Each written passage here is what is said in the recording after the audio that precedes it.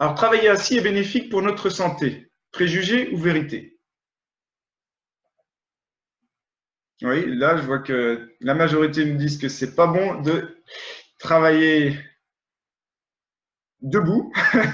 Oui, quand même quelques personnes qui me disent l'inverse. On parle de debout, que c'est pas bon de travailler debout. Bon, alors, euh, pourtant, bon, l'homme a évolué en allant vers la position debout. Et aujourd'hui, il a tendance à être un peu trop assis. Il faut quand même savoir que là, on est assis beaucoup trop, bien plus que 3 heures par jour en moyenne.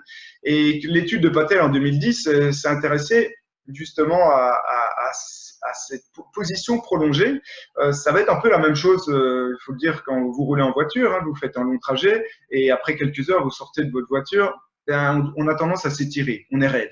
La position prolongée nous enraidit. Et là, on voit sur cette figure, tous les muscles antérieurs vont être enraidis, ils vont se raccourcir à force avec les années, et les muscles même à l'arrière de la cuisse, là c'est même pire parce qu'on a des talons, donc on aura aussi les muscles des mollets qui seront plus courts. En fait, vous voyez cette dame qui est assise, elle va se mettre debout, elle se retrouve dans la même posture à force. C'est vraiment le plâtre. À force de mettre les jambes dans une position fixée en continu, on va retrouver une raideur assez manifeste. Alors, la position assise prolongée est supérieure à 3 heures, favorise des troubles mécaniques parce qu'elle va enraidir la personne, elle va empêcher les muscles de travailler correctement, mais elle va aussi entraîner des maladies cardiovasculaires. Et c'est assez logique par le fait que nos muscles fonctionnent comme une pompe. C'est nos muscles qui vont, lors des contractions, lors du mouvement, qui vont repousser le sang pour aller vers le cœur, pour remonter.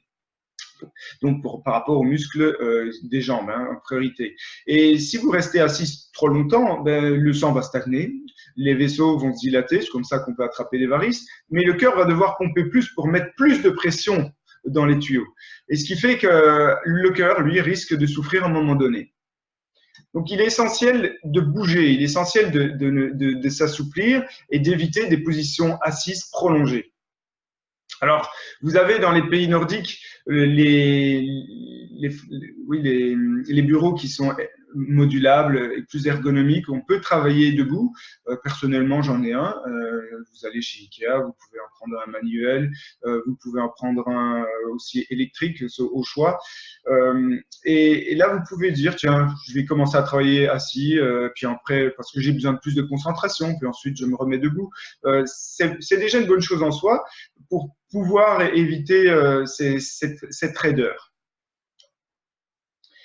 Alors, vous avez d'autres solutions. Ça va plus loin. Les Danois sont mis au point ces tapis roulants bureaux. Donc, là, vous voyez une dame qui est capable d'écrire, capable de prendre le téléphone et de marcher en même temps. Ce qui n'est pas facile. Évidemment, il fallait mettre une dame pour y arriver.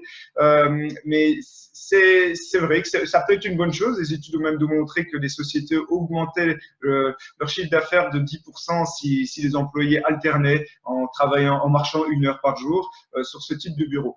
Bon, ce qui montre simplement qu'on exagère, on est un peu trop fainéant, les gens travaillent et en sortant, ils ne font plus rien, les gens prennent les ascenseurs et ils ne veulent plus marcher au niveau des escaliers. Donc, il y a un minimum pour entretenir votre corps. Donc, essayez simplement de vous forcer à marcher un peu, voire de vous faire du sport en dehors du travail.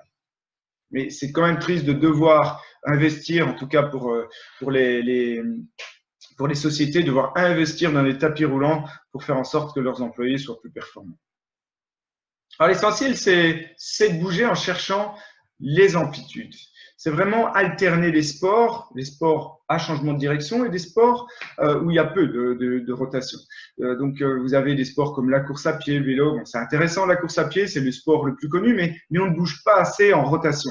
Donc, il faut se forcer à pas courir que sur des lignes droites, essayer d'aller dans les bois, faire des changements de direction pour mobiliser le corps. Aller chercher des amplitudes inhabituelles. Alors, le yoga, les vélos elliptiques, le tennis, le football, le handball, le basketball, bon, sont des sports intéressants parce qu'ils permettent d'assurer des changements de direction.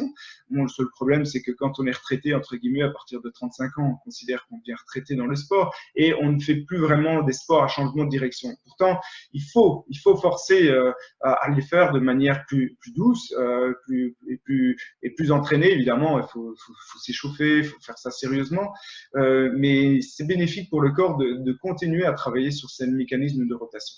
Alors là, je vous ai montré des figures pour étirer la chaîne antérieure, puisque c'est souvent celle-là qui est en position raccourcie par la position assise, comme je vous l'ai montré précédemment.